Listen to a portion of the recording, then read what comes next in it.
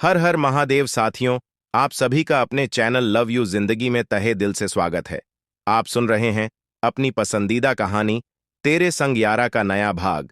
नहीं, गहरी सांस छोड़ते हुए अभिलाष ने इनकार में सर हिला दिया। आपकी कोई गलती नहीं थी पापा, बल्कि आपके उसे फैसले ने कि मुझे जिंदगी का सही रास्ता दिखाया था। इसके लिए थैंक यू, अभिलाष जबरदस्ती मुस्कुराते हुए बोला। तो फिर आज तक तुम अकेले क्यों हो अभिलाष? अभिनव जी ने सवालिया निगाहों से उसकी तरफ देखा। मैं अकेला कहाँ हूं पापा? ना मैं उस वक्त अकेला था और न ही इस वक्त अकेला हूं। हर वक्त आप सब मेरे साथ हैं। तो फिर अपनी जिंदगी में आगे क्यों नहीं बढ़ जाते? अभिनव जी ने एक आशा से अभिलाष की तरफ देखा। इस बार लौटकर आता हूं तो इस बारे में जरूर सोचूंगा। अभिलाष ने मुस्कुराते हुए उनकी तरफ देखा और उनके गले से लग गया। वह ऐसा ही था, अपने दिल में अपने अरमानों की हजार कब्र दबे हुए, बिल्कुल जिंदा दिल। इस वक्त दोनों एयरपोर्ट के सामने खड़े थे। ओके पापा, मैं चलता हूं, अपना ध्यान रखिएगा। अभिनव जी से अलग होते हुए अभिलाष ने उनके पैर छुए। खुश रहो, मैं तुम्हारे आने का इंतजार करूंगा। अंदर गेट की तरफ बढ़ते हुए अभिलाष ने रुककर अभिनव जी की तरफ देखा। वह अभी भी वहीं खड़े अभिलाष को हाथ हिलाकर अलविदा दे रहे थे। अभिलाष ने भी अपने आंसुओं को पलकों पर रोककर हाथ हिला दिया। वह कहानी थी, चलती रही। मैं किस्सा था, तमाम हुआ। किसी को घर से निकलते मंजिल मिली तो कोई ताउम्र सफर में रहा। एक गहरी सांस छोड़ते हुए अभिलाष ने अपने मन में सोचा और अपने टिकट पासपोर्ट सामने मौजूद अधिकारी की तरफ बढ़ाए। पर क्या जैसा उसने सोचा था वैसा ही हुआ था? अब तो कहीं जाकर उसकी मंजिल तक पहुंचाने का सफर शुरू हुआ था। आज उसने पहला कदम अनजाने में ही उसके रास्ते पर बढ़ा दिए थे। वह रास्ते, वह मंजिल जिस तक पहुंचाने के सारे रास्ते उसके लिए किसी ने खुद अपने हाथों से बंद किए थे। आज वही गहरी नींद में भी पलके बिछाए हुए उसी के आने का इंतजार कर रही थी। अभिलाष ने आज अपनी मंजिल की तरफ पहला कदम उठाया था। ठीक इसी वक्त किसी उसके कदमों की आहट ने किसी को गहरी नींद से झकझोर कर उठा दिया था। अपने टिकट वापस लेने के लिए अभिलाष ने जैसे ही अपना दाहिना हाथ बढ़ाया, हाथों में मौजूद कड़े ने उसका ध्यान अपनी तरफ खींचा। कितनी बार सोचा था कि इसे उतार कर कहीं फेंक दें, पर इसे उतारना ही इतना मुश्किल था कि फेंकना तो नामुमकिन था। टिकट वापस लेकर जाने अनजाने अभिलाष का दूसरा हाथ उसका कड़े के ऊपर चला गया। बहुत प्यार से अभिलाष में उसे कड़े को सहलाया और उसे पर अपने होंठ रख दिए। एक खुशनुमा ख्वाब से प्राची अभी अभी जगी थी। ऐसा लगा था जैसे किसी ने उसे बहुत प्यार से छुआ है। किसी का एहसास अभी अभी छूकर गुजरा था। नींद में उसने हाथ बढ़ाकर उस एहसास को पकड़ना चाहता था, पर जैसे ही उसने हाथ बढ़ाने की कोशिश की, यह नींद खुल गई थी और अब हाथ खाली थे। प्राची में बेहद दुख और अफसोस से अपनी खाली हाथों को देखा, जिस पर कुछ देर पहले तक किसी का मजबूत हाथ था। अभी तक उसकी खुशबू सांसों में और उसका एहसास हाथों में बसा हुआ था। पर ख्वाब तो ख्वाब होते हैं, अगर हर एक ख्वाबों की तामीर हो जाए तो दुनिया में कोई भी दुखी नहीं होता। बिस्तर पर लेटे लेटे प्राची ने घड़ी की तरफ देखा। रात के 2 बज रहे थे। सुबह होने में काफी समय था और वैसे भी इस शहर में सुबह 8 बजे से पहले कहाँ होती थी। इस समय उठकर वो क्या करती? सर को झटक कर प्राची ने दोबारा से आंख बंद करने की कोशिश की, पर नींद आंखों से रूठ कर जा चुकी थी। करवटें बदलते बदलते अब शरीर भी दुखने लगा था, पर नींद को ना आना था, न वह आई। यह केवल आज की बात नहीं थी, ऐसा तो पिछले ना जाने कितने दिनों से उसके साथ लगातार हो रहा था। यह खुशनुमा ख्वाब न जाने कब बंद पलकों के भीतर आकर अपना डेरा जमा लेता था और जब छोड़कर जाता था तो अपने साथ रातों की नींद, चैन, सुकून सब लेकर चला जाता था। प्राची उठकर बैठ गई। यह खुशनुमा ख्वाब अब उसे रात भर सोने देने वाला नहीं था, क्योंकि इससे ज्यादा कड़वी जिंदगी की सच्चाई थी। उसने अपने बगल में सोए हुए अपने बच्चे की तरफ देखा, जिसका कोई भी रिश्ता उसके ख्वाब से नहीं था, पर फिर भी जाने क्यों इसका चेहरा हमेशा उसे उसी की तरह लगता था। प्राची के लिए एक खूबसूरत एहसास था, पर यह एक कड़वी सच्चाई थी। जाने अनजाने उसे उसका बेटा किसी की याद दिला देता था, जिसे वह 7 समंदर पार छोड़कर नई दुनिया बसाने चली आई थी। नई दुनिया। बेहद अफसोस के साथ प्राची ने एक गहरी सांस छोड़ी। और अपने बच्चों के सर पर धीरे से होंठ रख दिए। नींद में भी बच्चा अपनी मां के प्यारे छुवन को महसूस करके मुस्कुराया, जिसको देखकर तमाम परेशानियों के बावजूद भी प्राची के होठों पर मुस्कान आ गई थी। उसको अच्छे से ब्लैंकेट से कवर करके वह कमरे से बाहर निकल आई, क्योंकि कमरे में अब उसे घुटन महसूस हो रही थी। कमरे से बाहर निकलकर उसने लंबे से कॉरिडोर में अपने कदम बढ़ा दिए, पर 2 कदम आगे चलते ही एक कमरे के दरवाजे पर उसके पर रुक गए थे। कमरे के अंदर से हंसने खिलखिलाने की आवाज बाहर तक साफ साफ सुनाई पड़ रही थी। यह हंसी इस वक्त प्राची के कानों को चुप रही थी। पूरा तन बदन एक अनदेखी आग में जलने लगा था। अंदर कमरे में उसका पति अपनी गर्लफ्रेंड के साथ था। प्राची का तो दिल इस वक्त ऐसा हुआ कि तुरंत इस कमरे को खोलकर अंदर जाए और दोनों की तबीयत अच्छे से साफ कर दे। वह कभी भी किसी का जुल्म और सितम सहने वाली नहीं थी, पर मजबूरी, यह एक ऐसी मजबूरी थी जिस पर सामने से गलत होते हुए देखकर भी उसे आंख बंद करना था, क्योंकि वह जानती थी ऐसा करने से कुछ फायदा नहीं होने वाला है, बल्कि घर में और लोगों की भी नींद खुलेगी। बेशर्मों को तो शर्म आनी नहीं थी। बेशर्मों को तो शर्म आनी नहीं थी। उल्टा वह सब एक साथ मिलकर प्राची को ही शर्म दिलाने के लिए खड़े हो जाएंगे। बेवजह का घर में कलह होगा और फिर आने वाले 10 दिन प्राची के लिए ही मुश्किल बनकर खड़े हो जाएंगे।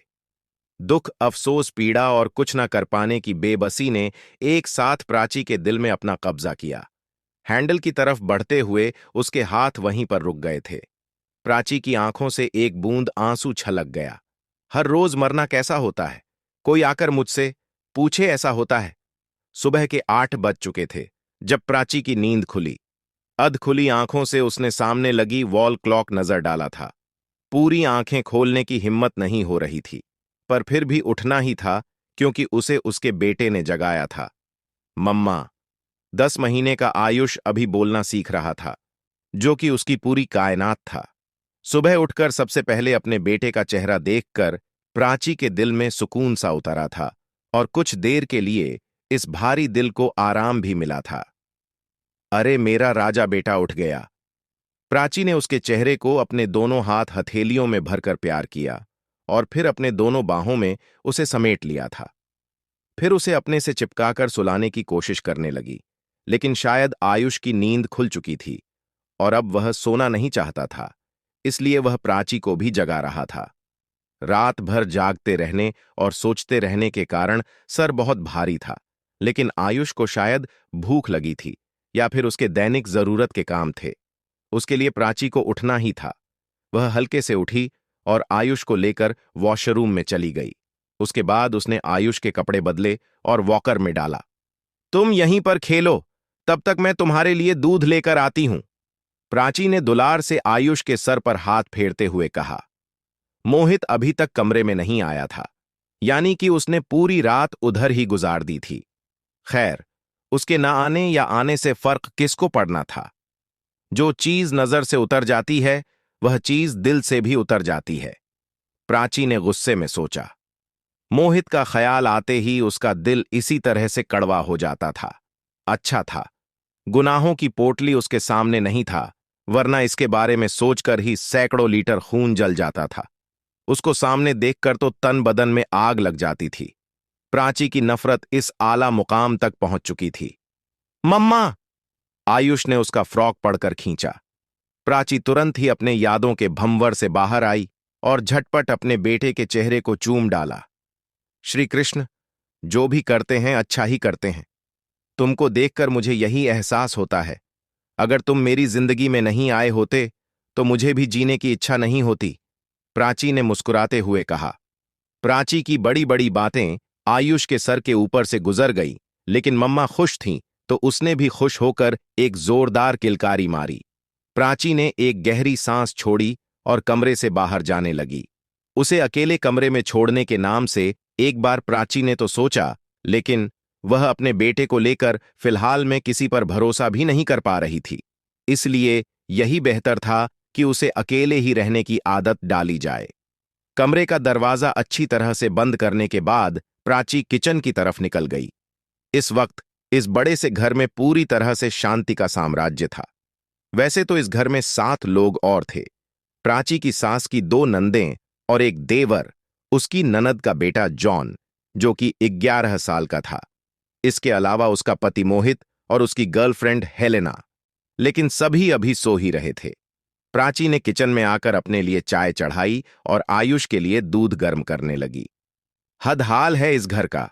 मालिक तो मालिक, नौकर भी आराम से सो रहे हैं। और सबसे हैरानी इस बात पर होती है कि उसे रीता देवी जी के बेटे को स्कूल जाना होता है, पर फिर भी न जाने कैसी मां है। मजाल है जो कभी अपने बच्चों को खुद से तैयार करके स्कूल भेज दे। खुद की फालतू नींद के पीछे बेटे का कीमती भविष्य खराब कर रही है। प्राची ने नफरत से सोचा। सामने खिड़की से कॉलोनी के मेन चौराहे पर लगी हुई पीले रंग के स्कूल बस दिखाई पड़ रही थी और स्कूल जाने वाले बच्चे अपने अपने पेरेंट्स के साथ तैयार खड़े थे। 1 साल पहले तक प्राची के ऊपर ही जॉन की भी जिम्मेदारी थी, उसे तैयार करके स्कूल भेजने की भी। लेकिन जब से आयुष होने वाला था और प्राची की तबीयत खराब रहने लगी, तो न जाने किस एहसास के तहत मोहित ने अपनी बहन से झगड़ा कर कर उसे इस जिम्मेदारी से मुक्ति दिलवा दी थी। अब तो खैर, प्राची ने घर की सारी जिम्मेदारियां से खुद छुट्टी कर ली थी। कोई फर्क नहीं पड़ता था घर में खाना बने या ना बने, कोई खाता है या फिर भूखे पेट सोता है। वह बस अपने बेटे के साथ मस्त रहती थी। वरना पिछले 7 सालों से वह इस घर के हर एक इंसान की जरूरत एक पैर पर पूरा कर रही थी, और बदले में क्या मिला था? धोखा! अपनी चाय और बेटे का दूध लेकर जैसे किचन से बाहर निकली, सामने उसके सास शकुंतला देवी खड़ी थी। यह चाय मुझे दे दो और अपने लिए दूसरा बना लो। प्राची का दिल तो इस अजीबो गरीब ऑर्डर को सुनकर ही जल गया था, और उतनी ही चिढ़ उसे इस औरत के चेहरे को देखकर हुई। हालांकि पहले ऐसा नहीं था। पहले तो प्राची सबसे पहले उनके लिए ही चाय बनाकर उनको उनके कमरे में देकर आती थी। शकुंतला जी ने चाय का कप लेने के लिए हाथ बढ़ाया था कि प्राची ने गरम चाय उनके हाथों पर छलका दी। ही मेरी मां, मैं मर गई! शकुंतला जी जोर से चिल्लाई। मरी नहीं है आप, जिंदा है। अगर चाय की प्याली थामने के लिए हाथ सही सलामत है तो चाय बनाने के लिए भी होंगे। घर आपका है तो किचन आपने देख ही रखा होगा। प्राची ने गुस्से से भरी हुई नजर उन पर डालते हुए कहा और साइड से निकलने लगी। तेरी तो मैं। शकुंतला जी उसके ऊपर झपटने को तैयार थी। हाँ हाँ, कोशिश मत कीजिएगा, वरना चाय तो ज्यादा खौल नहीं रही थी, पर मेरे हाथों में खौलता हुआ दूध है। प्राची ने दूध का गिलास दिखाते हुए कहा। इस गलतफहमी में मत रहना कि पहले जैसे हैं हम। बहुत कर ली लोगों की परवाह, अब जैसे है लोग उनके लिए वैसे ही हम। प्राची सुबह सुबह अपना मूड नहीं खराब करना चाहती थी, लेकिन हो गया था। शकुंतला जी को अच्छा खासा जवाब देकर गुस्से से भरी हुई नजर डालते हुए और साइड से निकलने लगी। लेकिन शकुंतला जी से बर्दाश्त भला कहाँ होता। जिस लड़की को पूरे 5 साल उन्होंने अपने पैरों के नीचे दबाकर रखा था, उसकी बदली हुई आंखें उन्हें कहां बर्दाश्त हो रही थीं। उन्होंने चिल्लाना शुरू कर दिया। जला डाला रे, मार डाला रे, अरे कोई तो इसको रोको, ये मुझे मार डालना चाहती है। उनके चिल्लाने की आवाज सुनकर उनकी दोनों बेटियां कमरे से बाहर निकाल कर आईं। क्या हुआ मॉम? कुछ नहीं, तुम्हारी मां को पागलपन के दौरे पड़े हैं। जाओ जाकर देखो और संभालो। अभी तो गर्म चाय छुआ है, शुक्र मनाओ कि खोलता हुआ दूध अपने ऊपर नहीं डाला, वरना अब तक एम्बुलेंस में डालने की नौबत आ गई होती। उल्टा जवाब सुनाते हुए प्राची ने नफरत से कहा। वह यहां से जितना जल्दी हो सके निकलना चाहती थी, क्योंकि उसे पता था कि धीरे धीरे शकुंतला जी के ड्रामे में पूरा परिवार शामिल हो जाएगा। लेकिन उसका रास्ता रोककर उसकी दोनों ननदें खड़ी थीं। तुम ज्यादा मत बोलो, समझती क्या हो अपने आप को? बड़ी बेटी रीता झपटने को तैयार थी। इधर छोटी बेटी सोनाली अपनी मां को देख रही थी और शकुंतला जी रोते हुए अपने आप बीती सुना रही थी। पर हैरत की बात थी कि अभी बेटे की नींद नहीं खुली थी, पर 11 साल का जॉन बाहर निकाल कर आ गया था। तुम स्कूल नहीं गए अब तक? रीता ने पूछा। मेरे जूते पॉलिश नहीं है, जॉन ने कहा। सुबह सवेरे उठकर खुद के लिए चाय बना सकती हो, लेकिन बच्चे को स्कूल नहीं भेज सकती। ये बच्चा मैंने नहीं पैदा किया है। जिसने पैदा किया है वह उसकी जिम्मेदारी उठाएं, और अगर जिम्मेवारी नहीं उठती तो ले जाकर किसी अनाथ आश्रम में छोड़ आओ। अपने कमरे के दरवाजे तक पर पहुंचकर प्राची ने जवाब दिया। अगर मैं तुम्हें इस घर से धक्के मारकर नहीं निकलवाया तो फिर मेरा नाम भी रीता नहीं। तुम्हारी इतनी हिम्मत कि तुम मेरे बेटे को अनाथ आश्रम में भिजवाओ, मैं तुम्हें पागल खाने में भिजवा दूंगी। पीछे से बोलने की आवाज आ रही थी, पर प्राची ने तो जैसे कानों में रुई डाल रखी थी। मुझको पागल साबित करना चाहती हो? अब मैं तुम्हें दिखाती हूं कि पागलपन क्या होता है। वह दूध और चाय लेकर अपने कमरे में आ गई। ठीक उसी वक्त मोहित के कमरे का दरवाजा खुला और वह आधे नींद में बाहर निकालकर आया। क्या हुआ मॉम, सुबह सुबह क्यों शोर मचा रखा है? हम लोगों ने शोर मचा रखा है या फिर तुम्हारी बीवी हम लोगों को परेशान करके रखी है? सोनाली ने पूछा। क्या हो गया? अब क्या किया उसने? मोहित बाहर आकर सोफे पर बैठा। मैंने कुछ नहीं किया बेटा, मैंने तो बस अच्छे से कहा था कि मुझे भी एक कप चाय बनाकर दे दो, उसने मेरे हाथों पर गर्म चाय डाल दिया। शकुंतला जी अपना हाथ दिखाते हुए बोली, जिस पर कि अब लालिमा आ गई थी। इस औरत को तलाक देकर बाहर क्यों नहीं फेंकते? क्यों इसे अपने सर पर अभी तक सवार करके रखा है? अब तो तुम्हें बेटा भी मिल गया, तुम्हारी गर्लफ्रेंड को बच्चे पैदा कर कर अपनी सुंदरता भी बर्बाद नहीं करनी पड़ेगी। सोनाली गुस्से में अपने भाई से पूछ रही थी। इस औरत को अपनी जिंदगी से बाहर देखना मैं भी चाहता हूं, लेकिन तुम जितना इस चीज को आसान सोच रही हो, वह इतना आसान नहीं है। मोहित के शब्दों में उसके गुस्से के साथ साथ उसकी बेबसी भी झलक रही थी। सीधे सीधे क्यों नहीं कहते कि तुम्हारी गर्लफ्रेंड तुम्हारे बच्चे की जिम्मेदारी नहीं उठा पा रही? रीता सामने आई। पहले तुम तो अपने बच्चों की जिम्मेदारी उठा लो, उसके बाद मेरे बच्चे के बारे में सोचना। मोहित ने सर झटकते हुए कहा। हां, अब तुम भी बोलो, वह बोलकर गई है और तुम भी बोलो। रीता ने आंसू बहाने शुरू किया। अब क्या हुआ, क्यों रो रही हो? मोहित इरिटेट हो रहा था। वह तो बोल ही रही थी भाई, लेकिन अब तुम भी बोल रहे हो। महारानी जी खुद उठकर अपने लिए चाय बना सकती है, पर मेरे बच्चे के लिए टिफिन नहीं, और कुछ बोलो तो उल्टा सुनाती है। रीता उसकी प्राची की शिकायत लगा रही थी। मेड कहाँ है घर की? मोहित ने पूछा। तुमको तो पता ही है कि मेड इतनी सुबह नहीं आ पाती।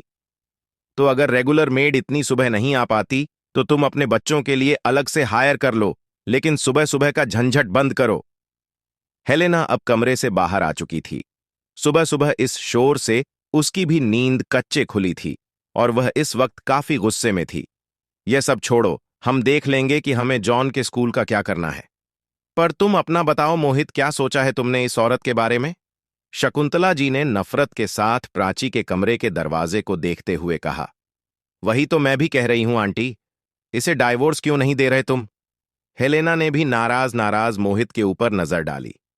ये इतना आसान नहीं है, अगर इस वक्त डाइवोर्स दिया तो यह अपने साथ ही आयुष को भी लेकर चली जाएगी, और साथ में मुझे एल्यूमिनी में इसे अच्छी खासी रकम भी देनी पड़ेगी। मोहित ने अपनी मजबूरी बताई। आयुष को क्यों लेकर जाएगी? क्या उससे वह अपने साथ लेकर आई थी? शकुंतला जी ने अपनी आंखें छोटी की। बात को समझने की कोशिश करो मॉम, ये इंडिया नहीं है जो तुम बहू के साथ जबरदस्ती करके उसका बच्चा छीनकर उसे निकाल दोगी। ये इटली है, इटली। यहाँ के रूल रेगुलेशन कुछ अलग है, हम इसे सीधे तरीके से यहां से नहीं निकाल सकते, इसे हमें वापस भिजवाना होगा, वह भी पूरे बंदोबस्त के साथ। मोहित ने कहा। तुम लोगों को जो कुछ भी करना हो जल्दी करो, वरना यह औरत मुझे पागल करके छोड़ेगी। मैं रोज का इतना सर दर्द बर्दाश्त नहीं कर सकती। हेलेना ने अपने सर को दबाते हुए कहा।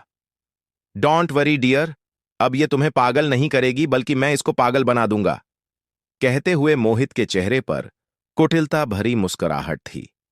बाकी चारों औरतें उसका चेहरा देखने लगीं। इधर आओ। मोहित ने उन सबको अपने पास बुलाया और अपना प्लान समझाने लगा। ये दुनिया है साहब, जो कि अपने जरूरत से चलती है, अपने काम पर सबको पूछती है और आपकी जरूरत पर दूध से मक्खी की तरह निकल फेंकती है।